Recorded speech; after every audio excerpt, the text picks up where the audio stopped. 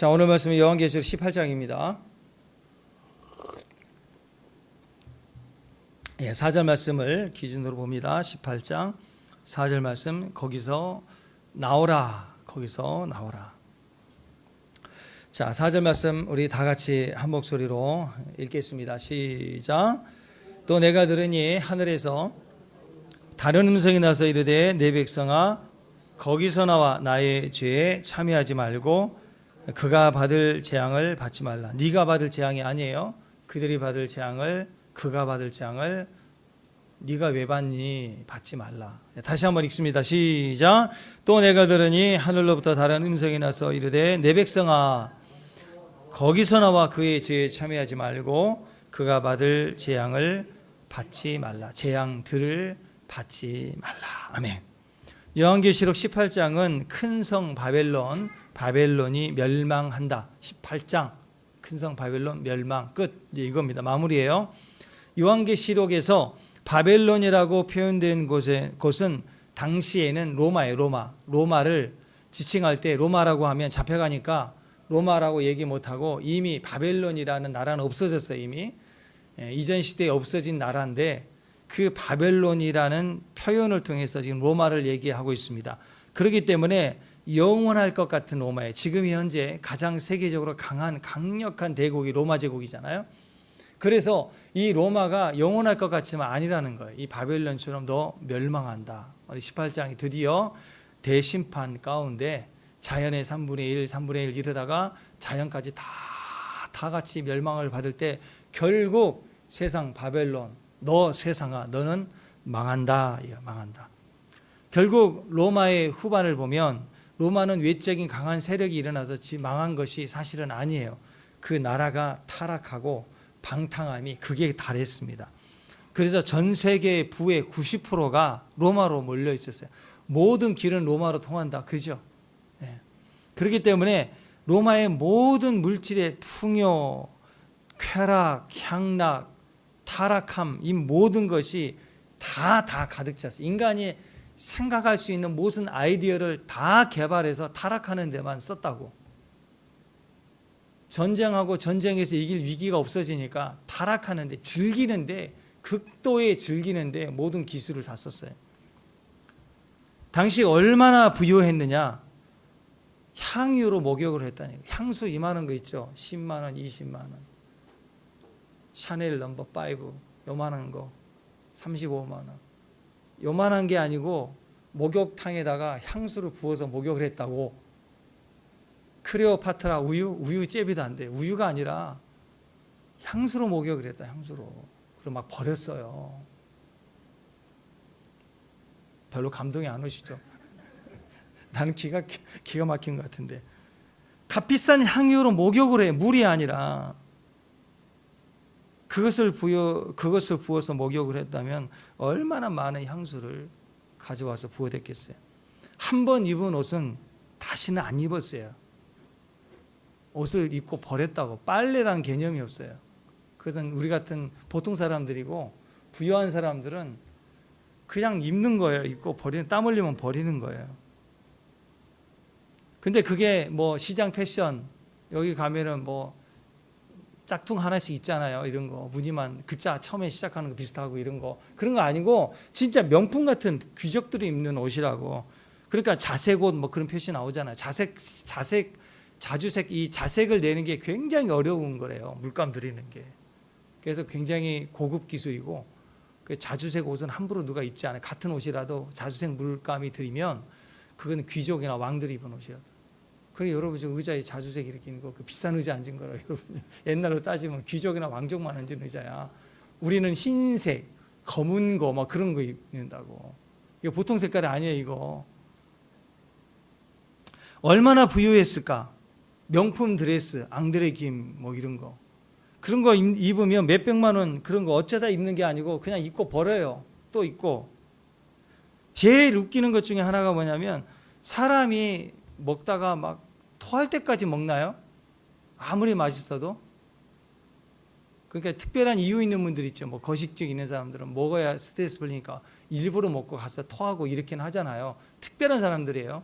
몸이 아프든지 또는 뭐 뭔가 잘못 먹어서 이게 소화되면 안 될 때는 의사가 이렇게 토하게도 하잖아요. 또 병원에 가서 독약 같은 것도 토하게 하잖아요. 위세차 갈 때도 막 그렇고. 그러니까 그런 특별한 거 아니면 토하지 않는데 그 문화가 당시 귀족 문화가 토하는 거예요. 토할 때까지 먹는 거예요. 그래야 끝인 거예요. 만찬이. 그래서 심지어는요,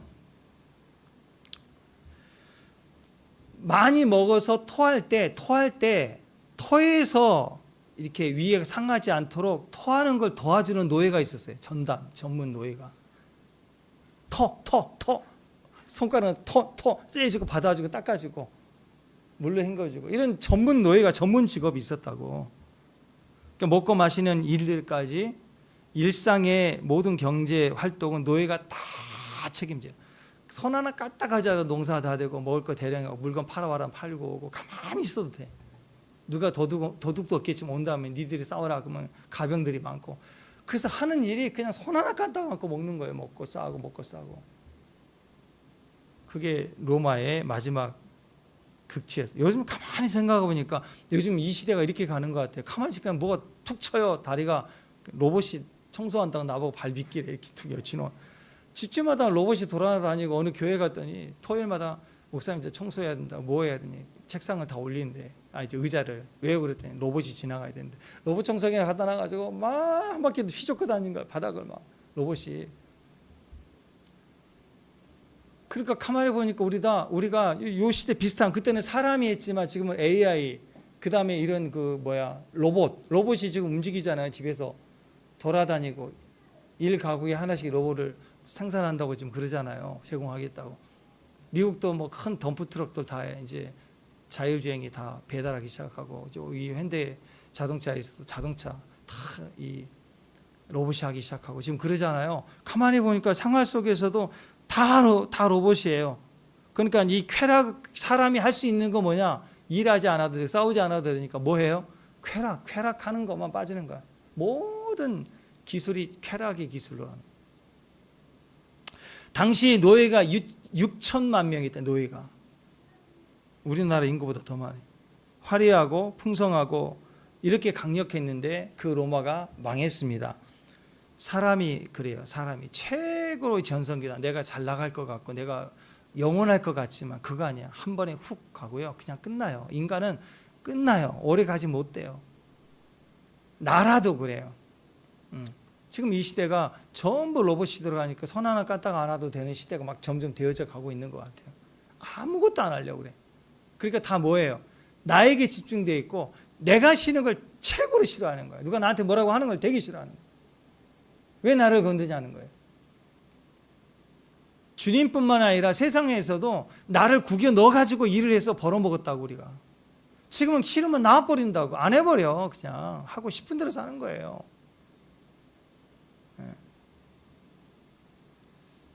그래서 당시 비슷한 마지막 때 시대가 사람들이 자기 소견에 오른 대로 행하는구나. 기계도 그리고 로봇도 사람도 모든 것이 그래. 여러분 집에 지니 하나씩 있잖아요.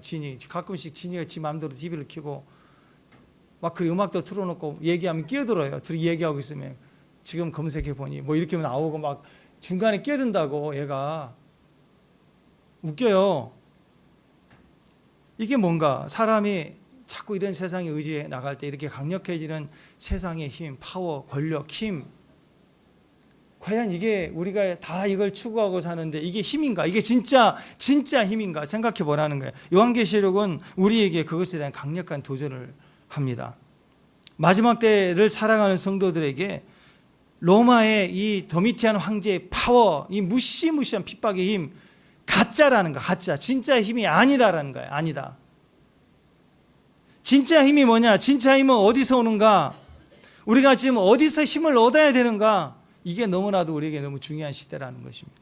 그러니까 진짜 힘이 어디서 올까? 1절, 오늘 1절 보세요. 1절 읽습니다. 시작.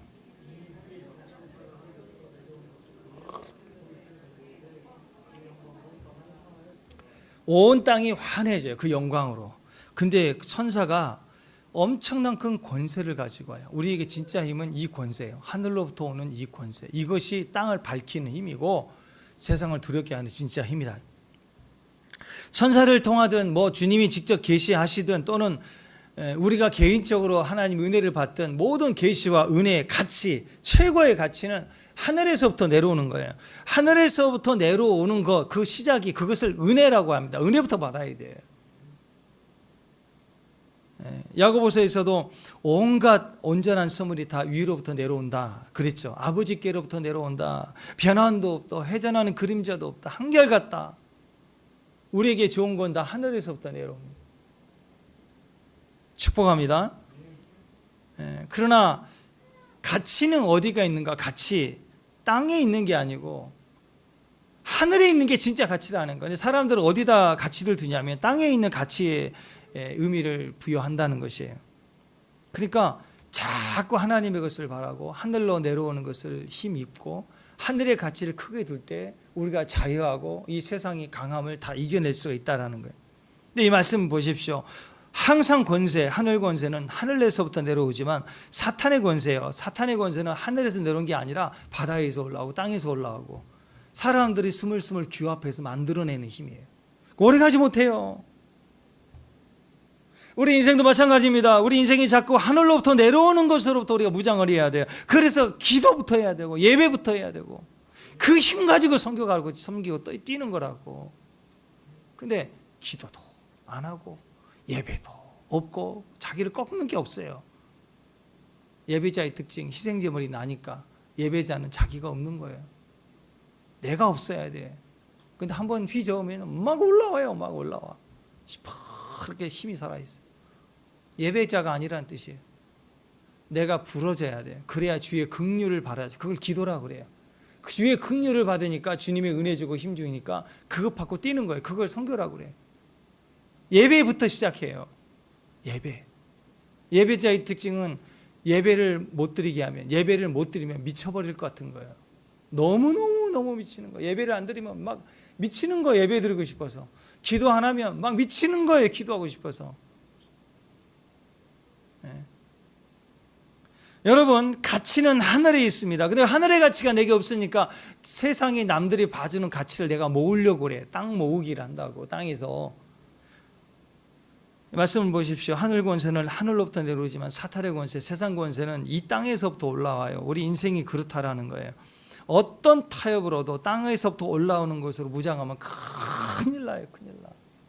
땅에 있는 걸 모아가지고 내 자랑하려고 하다가 그냥 훅 한 방에 훅 한다고요.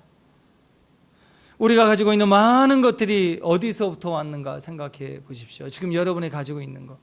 자, 여러분이 생각과 나를 반영할 수 있는 지식들. 내가 좀 알고 있는 거 어디 거예요? 하늘 지식입니까? 땅의 지식입니까? 생각해 보세요. 여러분의 소유물들 땅의 것입니까? 하늘의 것입니까? 여러분이 소중하게 생각하는 거 하늘의 것입니까? 땅의 것입니까? 하다못해 여러분이 울적할 때 부를 수 있는 노래, 세상 노래 트로트 18번입니까? 아니면 찬송가 18번입니까? 그것부터 한번 정리해 보죠. 여러분에게 있어서 소중한 것은 하늘로부터 온 거냐 땅에서부터 온 것이냐 생각해 보라는 거예요. 그게 우리의 정확한 우리의 주소입니다. 우리가 지금 하늘로부터 힘을 얻지 않습니까? 눈에 보이는 세상으로부터 땅에 있는 것으로부터 더 이상 우리가 힘을 얻게 하려고 무장하려고 하는 거 속지 마십시오. 망하는 것입니다. 반드시 망해요. 내가 망한 정도가 아니라 세상이 바벨론이 망한다고요. 그 바벨론은 속한 게 다 망해요. 다 망해요. 자, 예를 들어서 믿음으로 산다, 교회를 다닌다 뿐만이 아니라 선교 간다고 해봅시다. 선교 간다. 선교에 간다고 할 때 선교에 필요한 게 뭐예요? 선교비 비행기 타야 되잖아요. 재정도 필요합니다. 선교지 가지고 손가락만 빨고 있으면 안 되잖아요. 그죠? 재정 필요해요. 또 선교 가려면 건강도 필요해요. 너무 아프면 안 되잖아요. 그죠? 또 지식도 필요합니다. 거기 가서 뭐 향락할 거예요. 우리가 그리스도의 지식이 있어야 되니까. 그죠? 언어도 좀 필요합니다. 그 나라를 문화를 이해하는 것도 필요하고 공부도 필요합니다. 그 나라의 음식도 먹을 수 있는 것도 필요합니다. 난 도저히 자신 없다 그러면 고추장이라도 챙겨가야죠. 고추장이라도. 뭐 위생 문제 너무 힘들다. 그래도 최소한 소화제라도 가져가고 뭐 이럴 거 아니에요. 그래서 조금씩 준비해 가려면 여러 가지 것들이 필요해요. 근데 생각해 보세요. 이런 것은 하늘의 것입니까? 땅의 것입니까? 타당의 것이에요. 있으면 도움이 되지만 없으면 절대적으로 안 되는 것인가? 그렇지 않아요. 근데 영적인 건 달라요. 하늘에서부터 내려오는 것으로 무장된 사람들, 그걸로 선교 가는 사람들은 하늘로 입혀지는 것이 없으면 못 가는 거예요. 안 되는 거예요. 계시가 없는데 무슨 말을 해요. 저는 목사님께서 너무 답답할 때가 있어요. 너무 답답할 때가. 그냥 무작정 목사님 기도해 주세요. 근데 때로는요, 그냥 형식적으로 기도해 줄 수 있어요. 그냥 뭐 하는 일 잘 되게 해 주시고, 뭐 그냥 축복해 주는 거. 근데 어떨 때는 안 될 때가 있다고. 안 된다고. 그래요, 또. 그러니까 그게 분명히 있어야 말을 해줘야, 없는 걸 있는 것처럼 할 수는 없잖아요. 또 분명히 있는 걸 얘기해 주는데 또 아니래. 미치겠어 정말.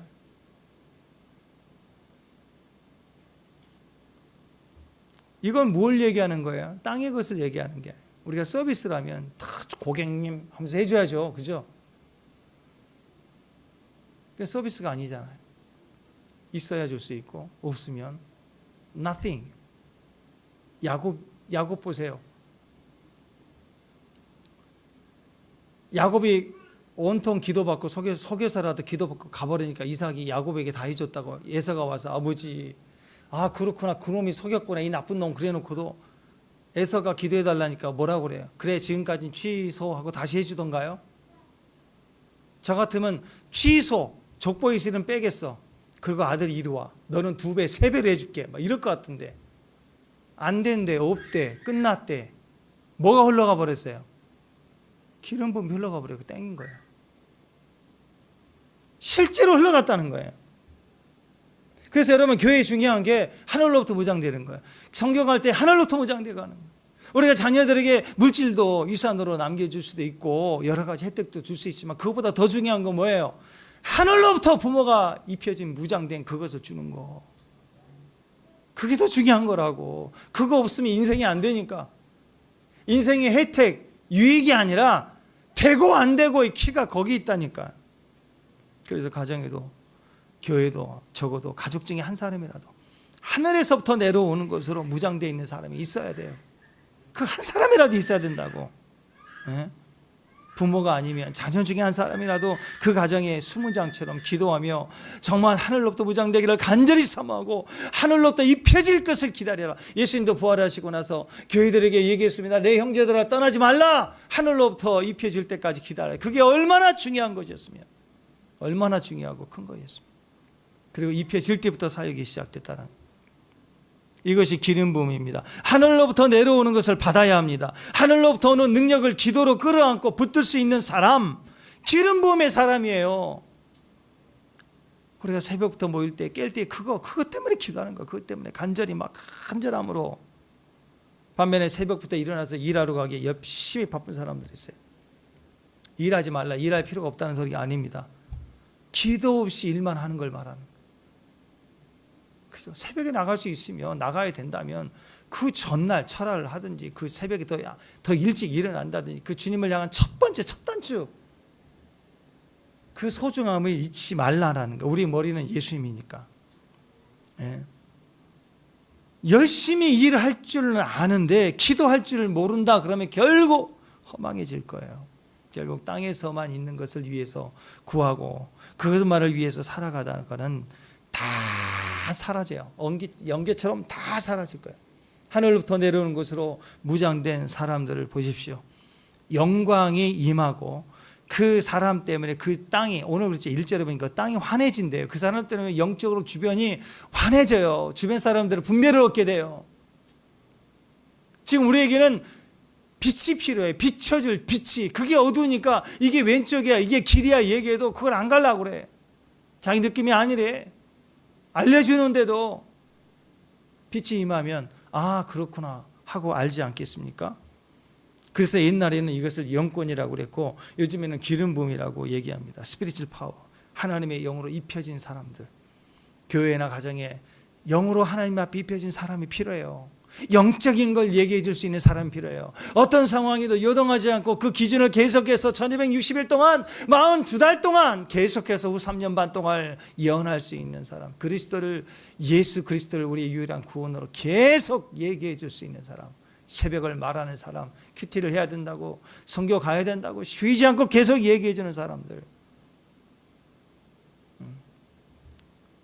그러니까 여러분, 이 마지막 때 바벨론이라는 이 상징적 의미, 이게 세상인데 당시에는 가장 강력한 나라 로마였고, 구약에는 바벨론, 마지막 세대 온 세상을 향하여도 뭐 미국, 영국, 대한민국 다 있지만 결국 이 세상이라는 나라를 얘기하고 있습니다. 세상이라는 환상을 깨라. 왜? 다 망한다. 다 망한다. 예? 여러분, 은행들도 지금 뱅크아웃이 일어나는데, 여러분 생각해 보세요. 여기 작정동 새마을 금고가 지금 1년 뒤에 파산한대. 예를 들어서 파산하는 걸 다 안다고 하면 지금부터 돈 넣겠어요, 여러분? 거기 통장 개설하겠어요? 안다며 하겠냐고요? 있는 돈도 빼겠죠. 거래 안 하겠죠. 세상이 망한대요. 바벨론이 완전히 망한대요. 소망 갖지 말라, 환상 갖지 말라, 그 얘기를 하는 거예요. 인간에게 있는 죄성은 죄가 주는 기대감이 환상이에요. 실상은 말씀이 주는 거예요. 자, 바나나, 기차, 사과, 가위. 제가 이 단어를 얘기할 때 탁탁 그림이 그려지죠. 말은, 언어는 환상을 만들어내요. 영적 언어는 영적인 그림을 만들어내요. 실상이에요. 몸이 아픈데 나으리라 계속 말씀을 뇌마로 듣기 시작하면 귀로 들리지 않아도 낫는 꿈을 꾸게 돼 있고, 기도할 때만 낫는 모습이 보이고, 기도하는 사람이 벌떡 일어나는 환상들이 보인다고요. 계속 듣다 보면 그려지게 돼 있어요. 근데 영적인 언어가 아니라 세상에 주는 단어를 계속 상체를 묵상하면 어떤 그림이 그려질까요? 세상에 망하는 망상에, 피의 망상이 그림에 박히게 되고, 그것이 우리를 사망으로 끌고 가는 거라고. 지금 내가 어떤 환상을 보느냐, 언어에 달려 있습니다. 언어, 영적인 가치로 무당되면 환상, 실상이 열리는 거고, 세상의 것으로 가치를 가지면 이미지예요. 그러면 코인하면 될 것 같아. 하지 말라고. 될 것 같대. 된대. 통장도 보여줬대. 아니라고 해도 목사님은 기도만 해주시면 된대. 미치겠어 정말. 내가 무슨 기도해 준 사람이에요? 제가 얘기했죠. 난 개라고 그랬죠. 개. 물어 뜯긴다고. 제가 그분을 사랑하지 않아요. 조금 덜 사랑한 게 그렇지. 제가 김낙현 집사님처럼 사랑했으면 제가 머리를 다 뽑아버렸을 거예요. 그거 한다고 그러면. 아니라고 하는데 코인 하면 아주 그냥 코인을 걸어버릴 거예요. 그냥. 서매용 목사님이 그랬다며요. 새벽 예배 권사님 안 나오셔서 아픈지라고 예배 끝나자마자 달려갔더니 고추 심고 있다. 목사님 죄송해요. 오늘 안 심으면 안 될 것 같아서. 그래서 새벽 내내 심었던 거 목사님이 다 뽑아버렸대요. 예배 빼고 이거 뽑아서 되겠냐고. 요즘같이 그러면 교회 나갈걸요. 목사님 농사 방해했다고. 주어집 친입으로 고소하고. 우리 선배 목사님 고소당했어요. 시험 들어서 안 나오는 성도 신방을 문 열어줬어요. 그래서 들어가서 차도 마시고 얘기 잘하고 왔는데 무단 침입으로 신고했어요. 그런 일 없대. 내가 문 열은 적이 없대. 문 열고 들어왔대. 8개월 동안인가 그거 재판했어요. 별일이 다 있어요 요즘에. 이게 지금이라는 거예요. 자기밖에 없는 거예요. 자, 지금 현재 로마는 환상이에요. 로마라는 대제국의 모습이 압제당하고 있는 이스라엘 백성들에게는 천국과 같은 거예요. 우리 어렸을 때는 아메리칸들이 미국만 가면은 막 부자 될 것 같죠. 지금 코리안 드림, 한국만 오고 싶어서 얼마나 한국 들어오기 힘드는데 들어오고 싶어서 어떻게든 여행이라도 들어오면 사라져버려요. 사라져버린대. 여기가 꿈이에요. 꿈의 나라 대한민국. 그와 같이 로마는 당시에 그랬다라는 거예요. 모든 사람들의 환상의 나라예요. 그런데 오늘 말씀 보십시오. 이 바벨론은 하나님이 뭐라고 얘기해요? 지금 현재 가장 화려할 때예요. 그리고 무시무시한 핍박의 힘이 강력한 힘이 있을 때예요. 어떤 나라로 로마에다 대적할 힘을 능력을 발휘할 수도 없는 그때예요. 그때 하나님은 하나님의 종들에게 뭐라고 하냐? 이 바벨론이 이 로마라고는 잡혀가니까 하지 않고 바벨론이라고 얘기하면서 이 바벨론의 특징이 뭔 줄 아니? 여기는 귀신의 초소야 그래요.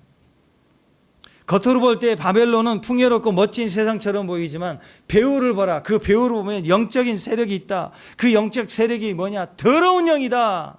배후에는 더러운 영이 있다. 어떤 사람들을 보면은요, 그 행동이 거칠고 악한 게 아니고 더러울 때가 있어요. 그때는요, 그냥 부족하고 자기 안에 상처가 있고 힘들어서 한 게 아니라 얘기를 듣다 보면 냄새가 나요. 귀신의 역사는 더러운 냄새가 난다고. 그래서 여러분 영적 싸움이라고 하는 거예요. 가룟 유다가 예수님 팔 때 이성으로 팔았나요? 생각으로 팔았나요? 뭐라고 그랬어요? 예수를 팔려는 생각을 집어넣었다고 그랬어요. 귀신이 배후에 있다는 걸 얘기하고 있어요.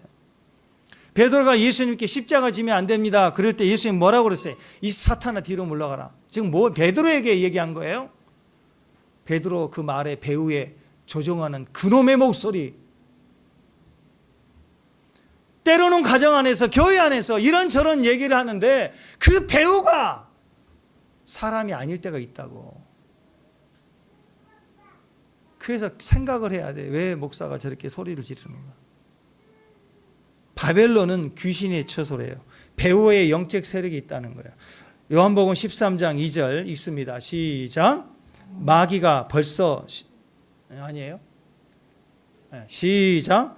마귀가 벌써 시몬의 아들 가룟 유다의 마음에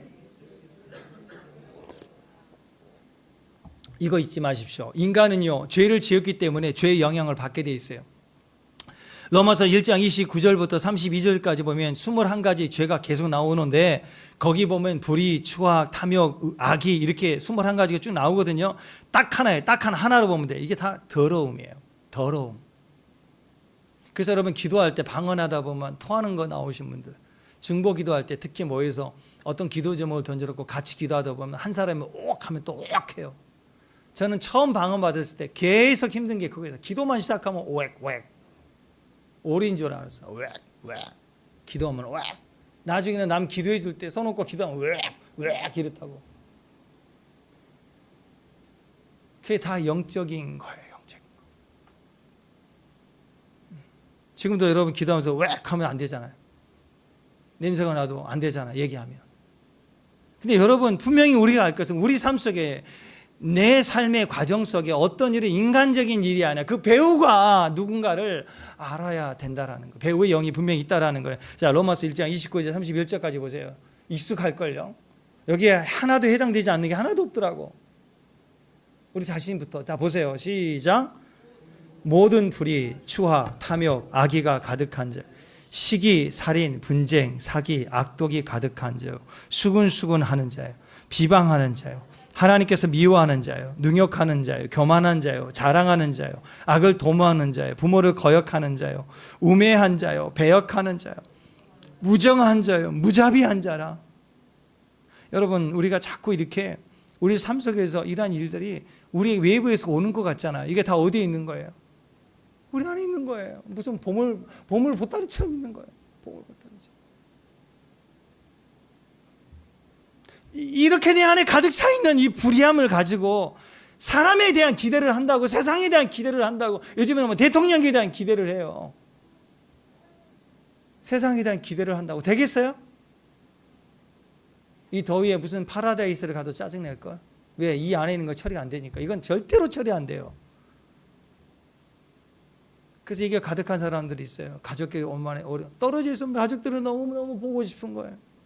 그래서 공부하는 애 와라, 미국에서 와라 해가지고 가정 여행을 다 짜가지고 엄청난 계획을 하고 여행을 떠났는데 공항에서부터 싸우기 시작. 나중에는 어떻게 해요? 여행이 박살이 나는 거죠. 박살이. 어디 있을까요? 누가 잘못했을까요? 날씨 탓일까요? 그게 그 속에 있는 쓴풀이 여기에 21가지. 그리고 그 깊은 곳에는 그걸 먹고 사는, 흙을 먹고 살죠. 흙을 먹고 사는 뱀이 있어서 그런 거라. 우리는 어떤 이벤트로 좋아지는 거 절대 아니에요. 내 안에 이거부터 다뤄져야 돼요. 누구부터? 나부터. 저 사람은 좋은 사람 같고 착한 사람 같고 저 사람 보면 아주 못된 사람 같고, 이게 판단이에요. 어디서 나올까요? 그 사람이 아니라고, 자기 속에 있는 것이라고. 하나님에 대한 기대를 가져야 되는데 내 안에 찌꺼기가 있으면 하나님에 대한 기대가 없어요. 내 안에 찌꺼기가 있을수록 사람에 대한 기대가 있어서 철저히 실망하게 된다고. 근데 내가 내 안에 이 부정이 씻어지면 내 안에 거룩함이 생깁니다. 그 거룩함은 끊임없이 하나님만 생각나요. 하나님만 기대하는 거. 세상을 보고 사람을 보면 소망이 없어요. 세상을 보고 사람을 볼 때 만족함이 없다 그랬죠. 소망이 없다라는 거예요. 인간은요, 예수 그리스도 보혈의 피를 통과하기까지는 절대 소망이 없어요. 그래서 이 바벨론은 멸망 속에 멸망하게 돼 있다라고. 사람을 기대하는 건 어리석은 거예요. 인간은 불쌍해요. 그래서 긍휼의 존재예요. 사랑의 대상일 뿐이에요. 기대하면 안 돼요. 기대하면 절대 기대하지 마세요. 사람 왜 기대해요? 사람을 기대하는 사람일수록 사람을 눈치 봐요. 사람에게 상처받았대요. 사람에게 오해를 받는데요. 사람 기대하지 마세요.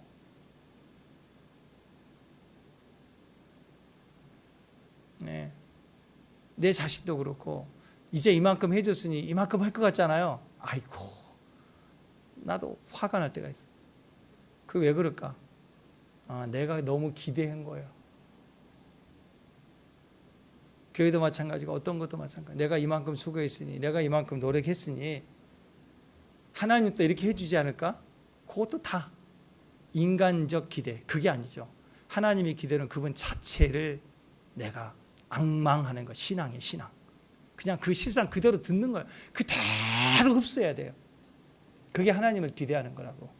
500원짜리는 뒷면도 500원 그림이 똑같잖아요. 5만 원짜리는 그림이 앞뒤가 같은 가치를 가지고 있잖아요. 사람의 기대가 있는 만큼 사람의 상처를 받아요. 사람을 기대하지 않는 사람은 어떤 말을 해도 상처받지 않아요. 하나님에 대한 상함이 와야 돼요. 하나님을 기대하면 하나님 왜 더디 되십니까 하며 하나님으로 인한 상함이 오고 그것이 기도로 이어지면 하나님 우리를 치료해 준다고, 기대감을 준다고, 회복시켜 주신다고. 하나님께 나아가야 돼요. 사람을 기대하는 것은 어리석은 거예요. 인간은 불쌍합니다. 사랑의 대상일 뿐이에요. 에레미야서 17장 9절 한번 보십시오. 에레미야서 17장 9절 읽습니다. 시작. 만물보다 거짓되고 심히 부패한 것은 사람 마음이라 누가 능히 이를 알리요. 누구 마음일까요? 저 사람이 저 마음일까요? 아니라고. 내 마음이라고. 이 땅에는 소망이 없습니다. 왜? 내 마음이 부패됐기 때문에 소망이 없는 거예요. 그래서 오직 예수님에게만 있다는 거예요. 여러분 도상 안창호 선생님 유명하죠. 그분이 했던 얘기 중에 세상에는 세 종류의 사람이 있다 그랬어요. 첫 번째는 사상 때문에 움직이는 사람, 두 번째 의리 때문에 움직이는 사람, 세 번째 이익 때문에 움직이는 사람. 사상으로 움직인다 그럴 때 사상이라고 하는 것을 조금 좁혀보면 우리식으로 얘기하면 신앙. 우리의 사상은 신앙이죠. 그래서 구한말 시대 나라가 혼돈일 때 어떤 사람은 사상으로 움직인대요. 근데 퍼센테이지를 보면 전체 인구의 한 5%래요. 나라와 민족 위해서 움직이는 거. 그래서 그런 분들의 그 다큐멘터리를 보니까 참 마음이 아프더라고요.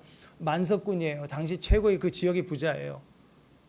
근데 그 만석을 다 어디다가 독립운동에 바쳐가지고 뛴이라고. 아버지가 그러니까 애들이 놀림당하고 가족들이 끌려당하고 고문당하고 그 아버지는 독립운동한다고 다 가족 팽개친 거라고.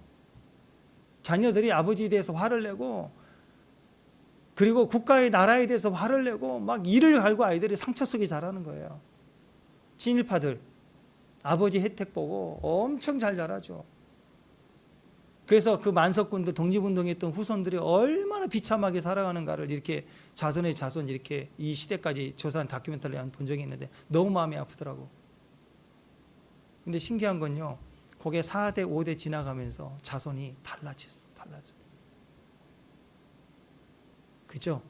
받은 상처의 힘이 오래 못 가요. 근데 심은 의의 힘은 어떻게든 뿌리를 내려서 열매를 맺힌다고. 사상의 힘도 그래요. 우리가 구원말 시대에 어려울 때 자기 편안함이 아니가 아니라 가족 위한 게 아니라 내 몸이 아니라 나라 위해서 뛰었던 분들이 퍼센티지를 한 5% 보는 거예요. 5%. 사상 때문에 움직인 사람이 구원말 시대에 있었다라는 거예요. 우리로 보면 신앙 때문에 움직이는 거예요. 때로는 신앙 때문에 가족을 팽개치고 맨날 교회가 있고 밥도 안 해놓냐 막 이러고 그렇죠? 그런 분들이 있었다 한 5% 된다는 거예요. 그 사람들의 특징은 피도 눈물도 없어요. 바늘을 찢어도 피도 안 나와요. 뭐 인간도 아닌 것 같아. 막 그래서 막 가족들도 친구들도 비난하고 막 난리가 납니다. 5%의 사람들. 두 번째는 의리 때문에 움직이는 사람, 참 너무 멋져요. 정말 어려울 때 이익도 없는데 항상 같이 있는 친구. 인간적으로 정말 짱이에요. 정말 의리. 오직 하면 목사님들 얘기합니다. 좀 성도가 믿음이 없으면 의리라도 있으라고. 믿음까지는 바라지 않아. 믿음으로 버텨주고 있는 건 두 번째고, 의리도 없어.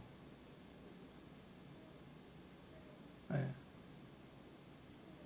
의리도 없어. 이 더울 때 목사 혼자 놔두고 가버려요. 이 더울 때. 나는 우리 김홍진 집사님 보면서 너무 감사해요. 끝까지 의리가 있어 날 지켜주는 거예요. 우리 캠핑 가가지고 불쏘시개 고기 구운데 엄청 더운데 거기다 불을 써. 고기를 멋지게 앞뒤 뒤집어 엎기를 잘하는데 끝까지. 이게 의리남 아니에요? 근데 구한말 시대에 의리 때문에 버티는 사람들, 인간적으로 어려울 때 친구 돼주고 옆에 끝까지 있어주는 의리남들 있어요. 그 사람들이 한 15% 된대요. 안창훈 선생님 얘기예요. 우리 쪽에 인간적으로 버텨주는 사람, 항상 옆에 있는 사람. 신앙은 아니에요. 사상은 아니에요. 나라가 뭔지 잘 몰라. 근데 너니까, 친구니까 있어주는 거. 친구 따라 강남도 가고요. 친구 따라 감옥도 가요. 뭐 그런 친구들이 있었어요. 우리 막 옛날 우리 형들 시대에 대학 가서 막 으쌰으쌰가 잡혀가면 우르르 잡혀가서 넌 뭐야? 그랬더니 친구 따라왔는데. 얘는 이거 운동권 아닌데 친구 따라와서 가방 들어있다 다 잡혀 들어가고 막 연락이 오고 가족 뛰어가고 난리 났어. 이놈 뭐 공부하라 했더니 그랬고 난 잘 몰라. 엄마가 되어 터져지고 경찰 가서 얻어 터지고 각서 쓰고 나오고. 근데 진짜는 자기 사상이 그렇다고 막 전두환이 물러가라 쓰고 막 얻어 터지고 막 그랬다고. 근데 의리는 따라다녀. 강남 가고 막 확신도 없는데 이런 사람들이 있어요. 인간적으로 좋아요. 친구예요. 의리 때문에. 물론 이 의리에 죽고 의리에 산다 그래서 나 결국은 의리를 이용해서 등쳐먹는 사람도 있었지만 정에 메마르니까 의리남에 우리가 끌려다닐 때가 있었다. 이게 15%, 진짜 사상 5%, 한 20%, 나머지 80%는 대한민국 구한말 시대에 안창훈 선생님이 봤던 대한민국의 80%는 이익 때문에 일본으로 가고 미국 가고 조선 배신하고 그랬다라는 거예요. 그리고 나서 교회가 부흥하고 교회의 역사가 커지니까 또 교회로 들어오고. 저는 이 당시만이 아니라고 생각합니다. 지금도 마찬가지라고 생각을 합니다. 그러니까 이런저런 모습 속에 우리가 왜 실망할까? 왜 실망할까? 사상으로 움직인 사람 실망 안 해요. 원래 그런 줄 아니까. 자기도 그 속에서 출발했으니까. 의리도 마찬가지. 어느 정도는 속상하고 피해를 입지만 내가 선택한 의리, 인간적인 것 때문에 손해봐도 괜찮아요. 문제는 80%라는 이익을 가진 사람들은 늘 불평하고 원망하고 징징거리고 싫다라고 하고 바꾸자고 그러고 내리자고 그러고 막 난리를 치는 거. 저는 이 시대 사람들이 다 그런 거예요. 교회 이름 내걸고 애국운동 내걸고 얘기하지만 너무너무 싫은 거예요. 그걸 보면 막 영상만 봐도 막 토할 것 같은 거예요. 막. 자기가 시퍼렇게 살아 사는 거. 자, 그러니까 사람들은 대부분 이익 때문에 움직이는데 맞아요. 진짜 얘기하는 거 보면 다 자기 이익 때문에. 그렇다고 그런 모습 때문에 실망하고 상처를 입은 사람들이 있을 거 아니에요. 그러니까 그 사람들은 그럴 거 아니에요. 겉으로 보면 저 사람 또 사기치네. 순전히 이익 때문에 움직이는 거지. 자기 뭐 나를 생각해 준다고 오는 거야. 나한테 뭐가 나오니까 나한테 오는 거지. 뭐 나를 생각해 줘서 오는 건가? 하고 막 사람들이 그 80% 아닌 사람들은 자기도 이익이니까 남도 이익 따라 움직이는 거잖아요. 그러니까 그런 판단하고 사는 거예요. 남도 그런 줄 아는 거예요. 자기도 그러니까. 사상 때문에 움직인 사람까지 판단합니다. 저 사람이 뭐 애국한다고? 아이고 돈이 생기니까 저러지. 저 신앙 때문이라고, 목사가 신앙 때문이라고? 그럴 거지. 다 똑같아요. 의리도 등쳐먹으려고 저 붙은 거야. 이렇게 얘기한다. 누가? 이익 때문에 움직인 사람은 100%가 다 그런 줄만 알아요.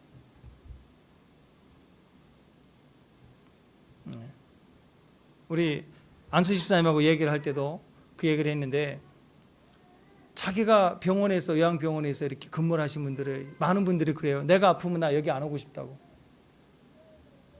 다 어떻게 하는 게 일인 걸 아니까 나도 이렇게 대우받고 싶다. 안 하려고 그래도 일이니까. 근데 가끔씩 보면 인터뷰하거나 이렇게 보면 진짜 사명으로 하는 분들이 있어요.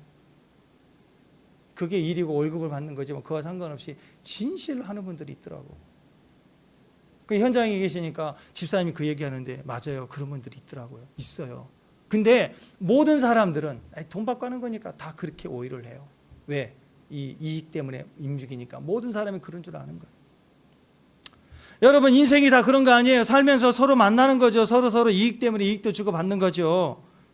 또 때로는 의리 때문에 또 그렇잖아요. 뭐 돈 때문에만 움직입니까? 의리 때문에도 만난 적도 있지요. 있어요. 또 그러면 사상 때문에 나라 때문에 한 번씩 가주기도 하고 또 신앙 때문에 여러분 안에도 신앙 때문에 온 적도 있잖아요.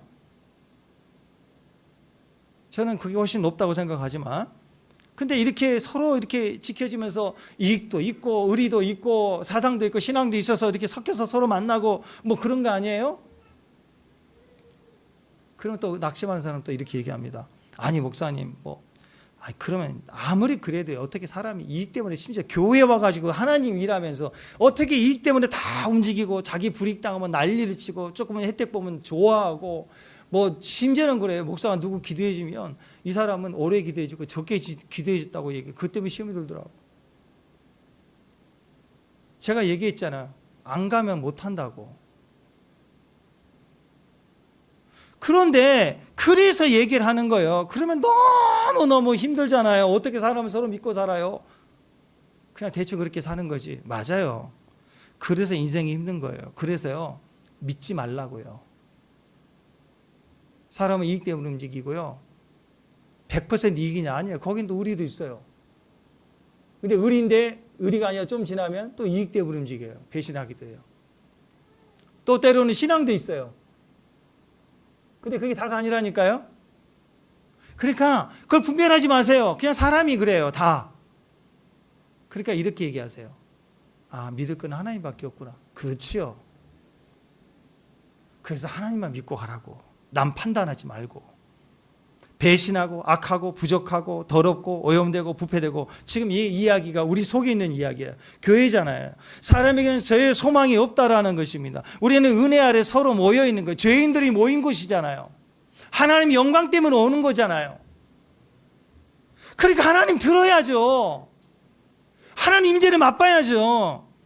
은혜를 받아야 하루가 되잖아요. 하나님 없이는 일용할 양식도 안 되는 사람들 우리 아니에요, 우리? 그래서 듣고 싶어서 오는 거고, 들어야 사는 거고, 맞아야, 깨져야, 박살나야 은혜를 받는 사람들 아닙니까? 그래서 항상 십자가 바라보는 거예요. 주님 은총 붙들고 가라는 거예요. 바벨론이 그렇다라는 거. 오늘 바벨론을 보십시오. 바벨론은 특별히 나쁜 사람들의 집단이 아닙니다. 세상의 세상, 인간들이 사는 세상, 로마 시대의 모든 혜택, 모든 향락, 심지어 먹는 거 토해주는 노예가 있는 만큼 그런 시대에 왔을 때 지금 로봇이 다 해주는 시대, 설거지도 다 해주고 청소도 다 해주고 그런 시대에 아마 로마의 그 향락 타락의 시작이 똑같은가라고 생각하면 비슷해 가는 거예요. 그런데 뭘 얘기하느냐, 이런 로마의 상징인 바벨론 배후의 더러운 영에 대한 얘기를 하고 있어요. 우리도 마찬가지예요. 너무너무 평안해지니까, 너무너무 좋아지니까 인간적 얘기를 하는 거예요. 신앙 안에서 인간적 얘기를 하고 판단을 얘기하는데 그 배우가 뭐라고요? 더러운 영이다. 요즘 무슨 카르텔 그잖아요. 정치 카르텔, 언론 카르텔, 무슨 경제 카르텔, 법조. 오늘 법조 안에 또 많은 재판이 있으니까 법조 카르텔 뭐 이렇게. 카르텔이 뭐예요? 이익을 극대화하기 위해서 가격이나 생산량이나 뭐 이런 것을 미리 협정하는 거죠. 재판에서도 미리 이 정도, 알았어, 이 정도 때려줄게. 예, 카르텔이 있어요. 없을 수가 없어요. 기업 간에 없을 수가 없어요. 세상에는 이게 다 있어요. 없을 수가 없어요. 들키고 안 들키고죠. 권력자들 보면 돈하고 연결되어 있습니다. 연결되지 않는 사람 하나도 없어요. 사업권 떼지고 뒤에서 다 먹고 다 그래요. 다 그래요. 이 시대만이 아니라 100년 전에도 그랬고 이미 1000년 전에도 그랬다고. 그 세력의 제일 배후는 뭐냐? 더 큰 배후는 원수라고 얘기를 하고 있어요. 더러운 영이라고 성경은 얘기하고 있다고. 2절 다시 한번. 2절 시작. 힘찬 음성으로 외쳐 이르되 무너졌도다 무너졌도다 큰 성 바벨론이여 귀신의 처소와 각종 더러운 영이. 자 보십시오. 로마 시대에도 바벨론도 그래요. 지금도 마찬가지입니다. 세상의 정치적인 왕과 장사꾼들이 연합되어 있어요. 정치와 장사 경제가 카르텔되어 있다고. 지금 오늘 18장인데 18장 후반에 가면 뭐예요? 영혼까지 팔아서 다 망한대요. 다 망한대요. 다 결탁되어 있다고. 자, 그러니까 옛날과 달리 주식을 코인을 하고 그러니까 우리나라 상관없이 뭐 트럼프가 한마디 하면은 주가 움직여야 안 움직여요? 엄청나게 움직인다고. 이게 이 사람들이 말이요 그냥 하지 않아요. 다 결탁돼서 이 말 이렇게 같은 이슈인데 같은 정치 어떤 결정을 선포하고 뭐 이번에 환율 뭐 관세 얘기도 마찬가지죠. 발표를 어떻게 하느냐에 따라서 어떤 주가가 떨어질 거 예상 다 하고 만들어내요. 재판도 마찬가지고. 다 그래서 더러운 영이 모여서 서로 음행하고 서로 카르텔을 주고 연대하고 치부하고 결국은 그걸 통해서 연대를 통해서 돈을 벌고 있다. 그게 3절이에요. 3절 이어갑니다. 자, 2절까지 더러운 영이에요. 다 더럽다 그랬어요. 3절 시작. 그 음행의 진노의 포도주로 말미암아 만국이 무너졌으며 땅의 왕들이 그로 더불어 음행하였으며 땅의 상인들도 땅의 왕들과 땅의 상인들이 서로 카르텔되어 있어가지고 서로 이권 주고 돈 먹고 교환하고 살아간다. 이게 세상이에요. 그러니까 666이라는 짐승의 표가 별게 아니에요. 그거 받고 안 받고를 떠나서 이미 결탁이 돼버리면 못 벗어나요. 그 이익을 버리고 어떻게 나올 수 있겠어요? 우리가 먹고 살아야 되잖아요. 그래서 까딱 조심하지 않으면 이 카르텔에 거기에 들어가 버리면 못 나와요. 꼼짝달싹 못 나와요. 그래서 이 세상 시스템 안에 들어가면 끝나는 거예요. 이제 그리스도가 없어요. 그래서 세상에서 이런저런 조건으로 오는 많은 이권들을 배우를 우리가 항상 볼 때 그 배우에 있는 소리를 분별해야 된다라는, 그게 인간적으로 사상으로 다가오기도 하지만. 자 보세요 여러분, 저기 신도림에 있는 그 남녀호랑개 거기 본부 한번 간 적이 있어요. 근처에 이렇게 누구랑 얘기하고 앉아서 벤치 있는데 엄청난 큰 그 대형 버스가 막 수십 대가 와가지고 젊은 애들이 대학생도 졸업할 정도 된 애들이 다 스포츠 해가 이거 메고 막 양복 입고 막 줄줄줄줄 들어가는 거예요. 그래서 이렇게 물어봤더니 다단계 뭐 그런 걸 해갖고 애들을 막 모집해서 밥 주고 합숙시켜서 어디로 데리고 와요? 그 합숙 훈련 중에 남녀호랑개 본부로 데려온 거예요. 지방에서부터. 그러니까 여기는 뭐예요? 돈 뭐 다단계 이런 걸로 하는 것 같지만 결국 사상이 들어가는 거죠. 배우가 뭐예요? 영의 영. 통일교 재단에서 운영하는 많은 사업체들 사업으로 들어가죠. 일로 들어가지만 결국 배우는 뭐예요? 영의 영. 기독교 재단에서 운영하는 학교 책풀 그런 거 못하게 막 방해해요. 왜 그래요? 영이어서 그래. 영. 그것 때문에 학교를 한 거잖아요. 문교부가 한 게 아니라 우리가 헌금해서 시작된 학교는 그 정체성을 가지고 하는 게 맞잖아요. 근데 그걸 못하게 하는 거예요. 이제 그걸 뭐라고 그래? 영적 싸움이라고. 배우의 영과의 싸움이라고. 무슨 말을 하든 경제든 정치든 이런 세계 속에 말을 하는 배우의 그 영을 우리가 확인할 수 있어야 된다라는 거. 이 마지막 시대는 우리가 진짜 진리를 알면 여러분 절대로 미혹받지 않습니다. 이게 중요한 거예요. 진리를 알면 진리가 너희를 자유케 하리라. 그래서 여러분 신기합니다. 보세요. 여러분 우리 안에는, 저와 여러분 안에는 누구도 마찬가지예요. 독약에 대한 미혹이 없어요. 이 독을 한 번만 마시기만 해, 한 번만 맛보기만 하면 1초 만에 죽어. 예를 들어 그런 약이 있어. 한 번만 봐. 한 번만 먹어봐. 1초면 꽥 하는 독약이 있다고 합시다. 우리가 그걸 알아요. 분명히 알아요. 자, 그러면 알고 있는 저와 여러분, 이것에 대해서 미혹을 하면 넘어가요, 안 넘어가요? 누가 넘어가 그거? 미혹한다고 넘어가요? 넘어갈 수가 없어. 이거 넘어갈 수가 없어. 우리 안에는 확실히 아는 것에 대한 미혹받은 것은 없어요. 미혹받을 수가 없는 거예요. 자, 독약이라는 걸 분명히 알아요. 그래서 누가 이렇게 여기다 독약을 딱 이렇게, 근데 여기가 뭐라고 하냐면 샤넬 명품 호리병에다가 브랜드를 가진 독약. 한 번만 먹어봐. 명품 샤넬 브랜드에서 나온 독약. 1초 만에 죽어. 통증도 없이 죽어. 자, 그러면 이 브랜드에 포장됐다고 누가 마시겠습니까? 이 소리에 마음이 흔들릴 사람 있을까요? 없어요. 그러니까 독이 문제가 아닌 거예요. 누가 문제예요? 내가 문제예요. 사탄이 문제예요? 내가 문제예요. 사탄이 어떤 미혹을 하고 유혹을 한다 할지라도 내가 문제예요. 내가 진리에 서 있고 내가 분명히 알면 아무것도 아닌 거예요. 아무것도 아니에요, 이거. 세상 미혹에, 유혹에 넘어질 이유가 없어요, 이유가. 넘어질 수가 없어요. 축복합니다. 한 번만 먹어봐. 그 소리에 흔들릴 사람 아무도 없습니다. 독이 문제가 아니라 내가 문제입니다. 진리를 알지 못하면서 오는 겁니다. 내가 확실히 그한 진리의 복음을 듣지 못해서 그런 거예요. 복음을 들으면 살아요. 말씀을 들으면 산다고요. 진짜 진리를 알아야 됩니다. 진리 위에 서 있어야 됩니다. 진리가 아니면 당장 거기서 나와. 그게 오늘 말이에요. 4절을 읽어봐요. 4절. 자, 오늘 말씀 시작. 오늘 메시지에 시작. 또 내가 들으니 하늘로부터 다른 음성이 나서 이르되 내 백성아 거기서 나와. 그의 죄에 참여하지 말고.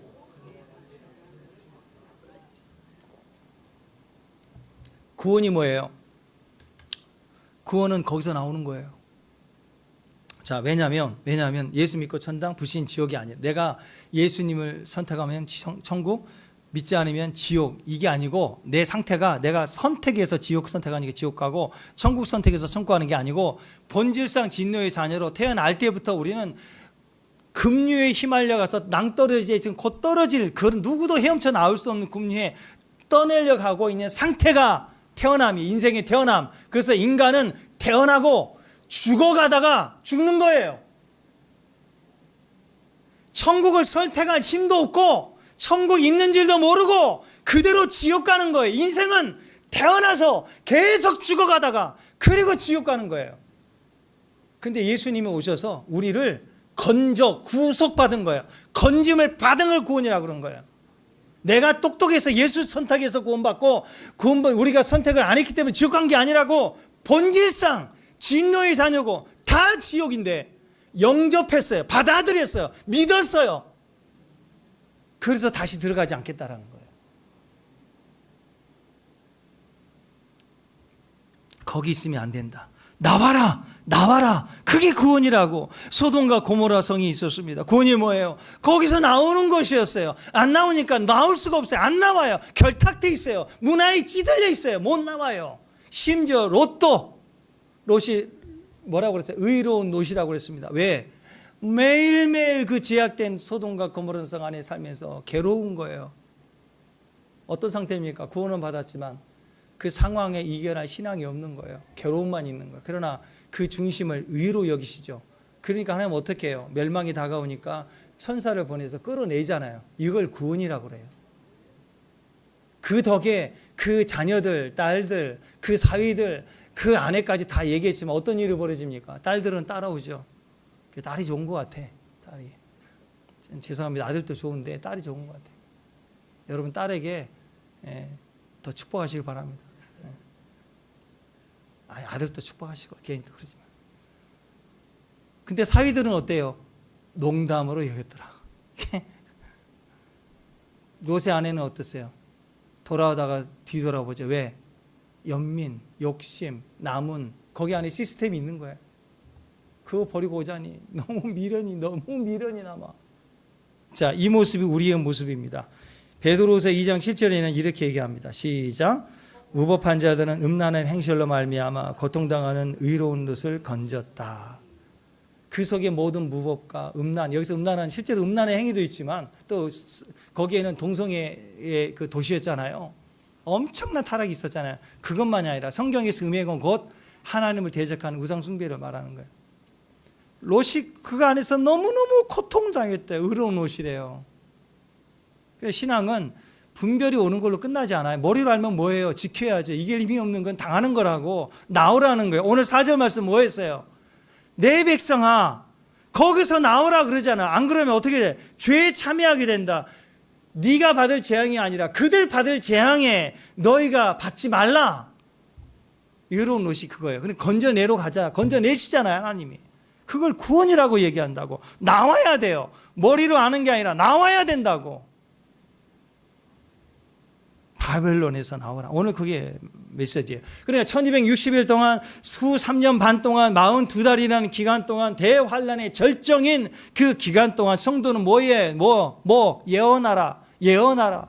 계속해서 진리를 말하라. 진리로 자유케 하라. 예언해야 돼요. 주변의 상황에 예언해야 돼요. 여러분 이솝 우화를 보면 여우와 신포도 이야기가 나옵니다. 모든 여우가 다 포도를 좋아해요. 근데 그 포도가 꼭대기에 있어요. 나무의 꼭대기에 있는 포도가 있어요. 근데 그 꼭대기까지 올라갈 수 없으니까 여우가 너무 먹고 싶은 거예요. 여우들이 막 거기 막 기어 올라가려고 난리하는데 여우는 원숭이면 올라 먹을 텐데 여우가 잘 못 올라가요. 조금 올라가다가 떨어지고 또. 너무너무 먹고 싶은 거예요. 다들 맛있는 포도라고 생각합니다. 아마 저 꼭대기 있는 포도는 너무너무 맛있을 거야. 가장 높이 있고 누구도 먹을 수 없는 저 포도를 누가 먹을 수 있을까? 그랬더니 어느 날 어떤 한 여우가 그 포도를 나무 꼭대기까지 올라갑니다. 그리고 그 포도를 따 먹습니다. 1%. 99%의 여우는 못 먹는데 그 1%의 가능성을 가지고 경쟁과 투정으로 겨우 한 마리 여우가 올라가서 그것을 먹게 됩니다. 상위 1%에 속한 여우. 근데 그 맛을 보니까 그 여우가 맛을 보니까 세상에 포도가 맛있는 게 아니라 신포도예요. 신포도. 너무너무 신 거예요. 그래서 그 여우가 그때 먹어보니까 너무 시잖아요. 다른 여우들은 막 우러러보고 있을 때 그때 따먹는 순간 야 이거 너무 시다 그래야 되잖아요. 여러분 같으면 그럴 것 같아요. 에이 맛없어. 맛없어. 퇴 이래야 되잖아요. 처음에 그 포도를 먹기까지는 올라왔다. 내가 1등 했다. 먹으면 얼마나 맛있을까. 그래서 그 포도를 한 입에 딱 집어넣는 순간 표정이 뭐 있느냐.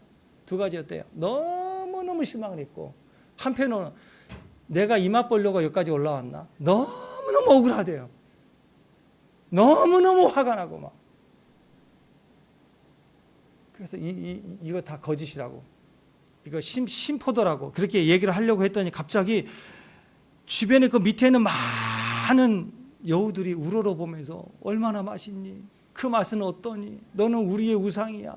막 박수를 쳐주고 그러니까 갑자기 자기 마음에 내가 이 신포도 먹으려고 그동안 잠도 못 자고 고생도 하고 노력하고 애썼단 말이네. 이 신포도 막 화를 내려고 했는데 갑자기 모든 여우들이 우러러보기 시작하는 거야. 너는 우리의 영웅이야. 그 맛 좀 표현 좀 해주라. 얼마나 맛있니? 하고 막 난리를 치니까 갑자기 비록 신포도지만 이 여우들의 부러움을 사야겠구나. 그래가지고 뻥을 치기 시작합니다.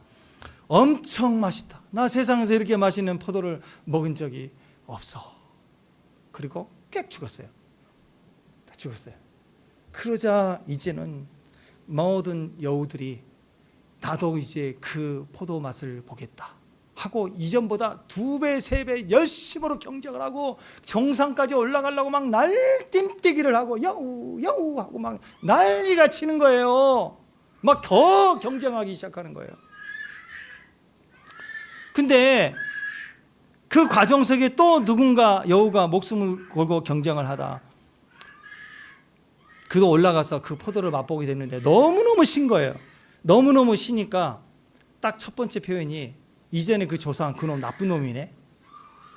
그거 신 걸 왜 달라고 해서 나 이 고생 더 시켜. 그러니까 이전보다 더 화가 나는 거예요. 이제 이 조상 나쁜 놈. 첫 번째 여우는 자기가 상상한 거예요. 너무 맛있을 거라고. 그래서 호공기 억울했는데 두 번째 이 여우는 뭐가 화가 나느냐면 이 첫 번째 조상 이 여우가 나쁜 놈이라는 거예요. 나를 속였다고. 모든 원망이 거기에 가는 거예요. 근데 그도 똑같아요. 너무 분노해서 얘기하려고 했더니 더 열광적으로 막 얘기를 하는 거예요, 사람들. 그래서 또 얘기를 합니다. 그 영웅심을 누리기 위해서. 이전에 그가 얘기했던 건 시작에 불과하다. 그러고 나서 이 여우도 꽤 죽었어요. 이송무화의 이야기예요. 여러분, 이게 세상이래요. 이게 세상이래요. 거기에 정직한 사람이 하나씩 있겠죠. 근데 그는 얘기합니다. 그 영웅놀이 하기 싫고 전심으로 진심으로 뛰었더니 가짜일 때 그 실망감과, 그리고 인생이 소비된 것에 대해 너무 속상하니까 진실로 얘기를 하는 거예요. 사람들 주목하라고. 그러면서 얘기하기를 하나도 맛없다, 허망이다, 허상이다, 바벨론 무너진다, 세상의 뜻 두지 말라, 다 망한다, 화려한가, 다 가짜다. 그럼 모든 사람들이 그 얘기를 듣고 고마워 감사해야 되잖아요. 근데 뭐라고 한지 아세요? 자기는 이루었으니까 저딴 소리 하지, 자기는 먹어봤으니까 저러지, 나도 먹고 나서 맛없다고 얘기할래. 그럼 부자만 할 수 있는 얘기 아닌가? 뭐 그런 거 막 뭐 4억 5억짜리 막 슈퍼카 막 좀 올립시다. 30억짜리 슈퍼카 부산에서 걸린 거 있잖아요. 자, 그런 차를 실리퍼 찢게 반바지 끌고 와서 운전해 보는 거. 양복 입고 온 게 아니고 그런 거 해보고 싶은 거예요. 막 1,000만 원짜리 샴페인 탁 하다가 한 잔 먹고 야 버려, 막 이런 거 해보고 싶은 거예요. 이런 거예요. 지는 다 먹어봤으니까 저런 소리 하지. 그리고 사람들은 뭐라고 하느냐, 안 믿어요. 안 믿어요. 진실을 얘기해 주는데 믿지 않아요. 자기 견해를 믿어요. 지금까지 달려왔는데. 그리고 진리를 얘기해 준 사람을 미워해요. 내가 쫓는 꿈을 허망하다고, 가짜라고, 시다고, 그러고는 고집을 피우고 더 경쟁을 합니다. 이게 음녀의 길, 세상의 길이라고 오늘 얘기를 해요. 스스로 혼자 맛있다고 확신을 갖는 걸 끝까지 포기하지 않아요. 성경은 아니라고 그러잖아요. 바벨론 멸망한다고 하잖아요.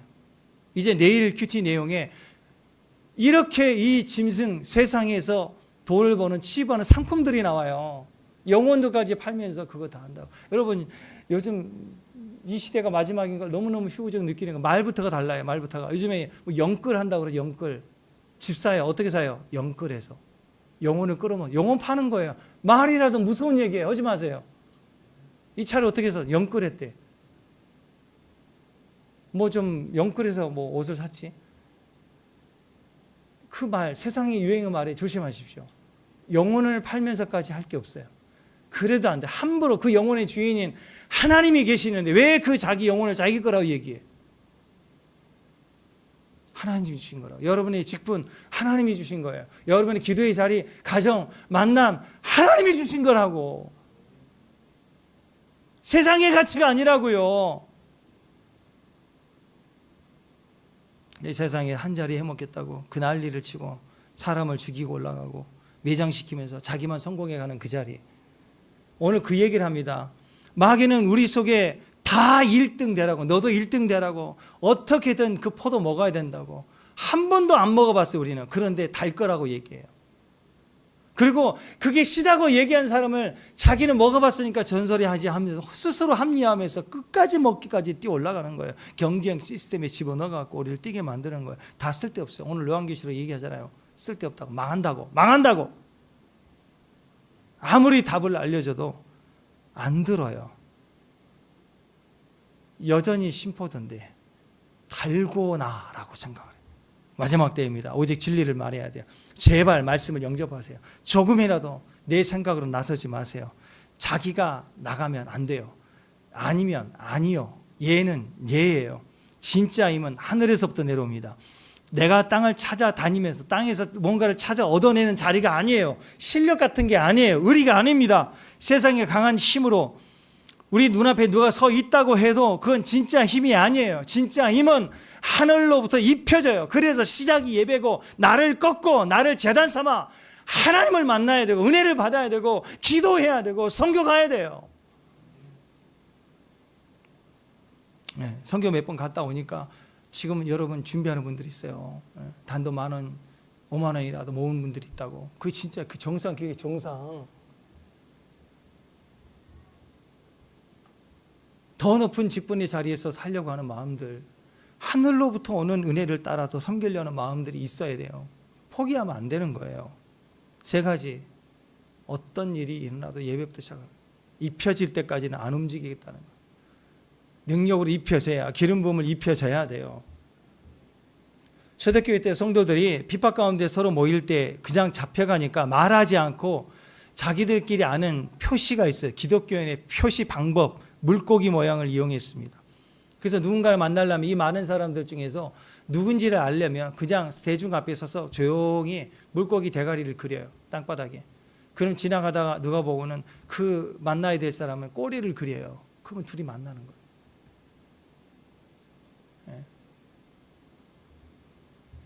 이게 암호처럼 초대 기독교인들 사이에 서로의 같은 믿음을 가진 자라는 확신과 표시를 했다라는 거예요. 고대 그리스어로 물고기 이툭스라고 하죠. 이툭스. 기독교에게 물고기 모양이 있어요. 거기에 기독교인이 물고기라고 썼던 그 첫 단어 하나하나가 바로 예수 그리스도 하나님의 아들 구세주, 이 5 단어를 갖다가 묶어서 만든 용어예요. 그러니까 여러분, 이 마지막 때 핍박 속에 이 성도들이 환난을 통과해 나갈 때 삶 속에 자기들의 신앙의 고백의 표시를 뭘로 했냐? 예수 그리스도는 하나님의 아들이시요 우리의 구원자. 이걸 익투스 물고기 모양으로 표시를 하고 살았다고. 두려울 때 물고기를 그리고, 우리 같으면 십자가를 그리고. 여러분, 여러분의 신앙의 표시는 뭡니까? 힘들 때 여러분 어떤 표시를 해요? 숨어요? 피해 다녀요? 도망가요? 이제 그만해요. 물고기 그리든지 십자가 그리든지 기도의 자리에 나오든지 예배로 꺾든지 찬양으로 하든지 선교로 가든지. 여러분의 표시는 뭔가요? 신앙의 여러분의 표시는 뭡니까? 내 신앙의 표시는 가정 축복입니까? 자녀 형통입니까? 내 집 마련 그런 거예요. 여러분 조금이라도 내 행복, 내 기쁨, 나라는 존재에 대한 것이라면 우리는 그 신앙의 표시가 잘못됐어요. 그 표시를 하는 데서 나오셔요. 우리의 신앙의 표시는 오직 예수 그리스도 하나님의 아들, 나의 구세주. 익투스, 예수 그리스도는 하나님의 아들 구세주입니다. 이 고백으로 하루 시작하고 끝까지 가는 거, 다른 거 없어요. 오직 예수만 믿고 말하고 그 힘으로 사는 성도, 그게 진짜예요. 그래서 예수 보고 나오라는 거예요. 오늘 그 바벨론 멸망 앞에, 허망 앞에 토하는 것까지 도와주는 노예가 있는 자리에서 향락 타락 계속 따라가지 말고, 나는 심히 걱정이 돼요. 집안에 아무것도 안 해도 로봇이 다 해주고 좀 편하긴 해요. 자동차도 예전에는 일부러 조절했는데 자동 기능 써보니까 너무 좋네요. 차 안에 공조 시스템도 자동으로 오니까 신경 쓸 게 없어요. 차도 항상 라이트 켜고 이랬는데 켜놓으니까 편해요. 사실은 라이트도 지가 켜주고 꺼주고 알아서 켜주고. 점점 운전하지 말래. 지가 알아서 해주겠다고. 그런데 이번에 또 사고 났는데, 근데 생각해 봐요. 가정의 모든 게 시스템, 공조 시스템 다 되지, 로봇이 청소해 주지, 설거지도 다 해주지, 버튼만 누르면 다 해주니까.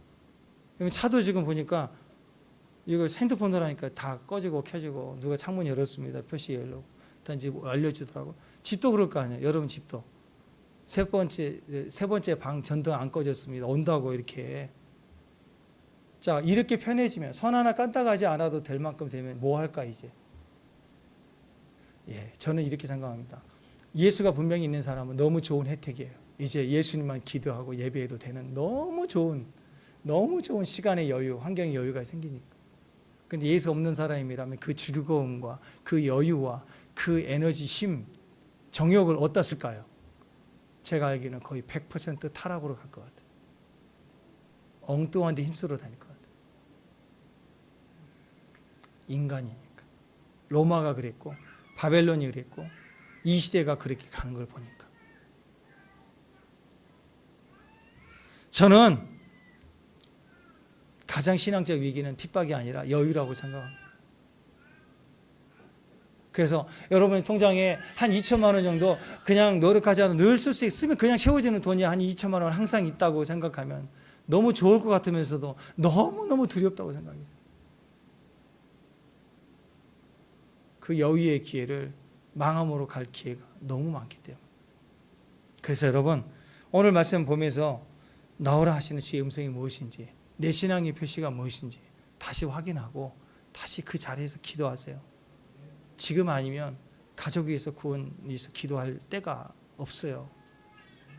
자녀 위해서 지금 있을 때 기도해야 돼요.